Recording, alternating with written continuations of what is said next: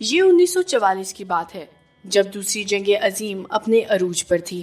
اس دوران پولینڈ کی فوج اٹلی کے لیے مصر سے اپنے سمندری جہازوں پر سوار ہو رہی تھی تاکہ وہاں جنگ میں حصہ لیا جائے، لیکن ایک مسئلہ پیدا ہو گیا۔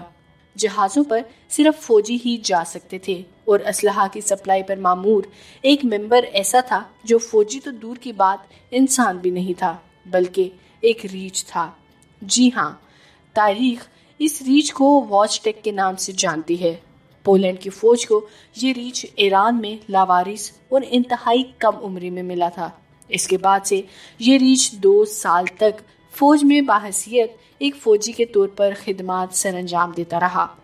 واچ ٹیک فوجیوں کے ساتھ ہی سوتا، ان کے ساتھ کھیلتا اور لڑائی کے دوران بھاری بھرکم وزن اٹھاتا تھا۔ یہ ریچھ فوجیوں کے لیے ایک فیملی ممبر کی طرح ہو گیا تھا۔ جب مصر سے پولینڈ کی فوج اٹلی کے لیے روانہ ہونے لگی تو ریچھ کو خصوصی طور پر بحیثیت فوجی بھرتی کیا گیا۔ واچ ٹیک فوجیوں کے ساتھ فٹ بال کھیلتا، کوئی بڑا آتا تو اسے سلیوٹ کرتا اور جنگ کے دوران اسلحے کا ساز و سامان فوجیوں کو باہم پہنچاتا تھا۔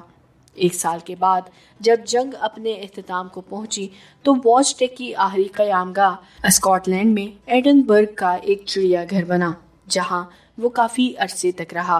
اس کے بعد اس کے سابق فوجی ساتھی وہاں اس سے ملنے آتے اور اس کے ساتھ وقت بتاتے۔ 1963 میں 21 سال کی عمر میں واچ ٹیک کی وفات ہوئی اور برطانوی نیشنل براڈ کاسٹر نے نیوز سنائی۔ افسوس کے ساتھ پولینڈ کے ایک فوجی کا انتقال ہو گیا ہے۔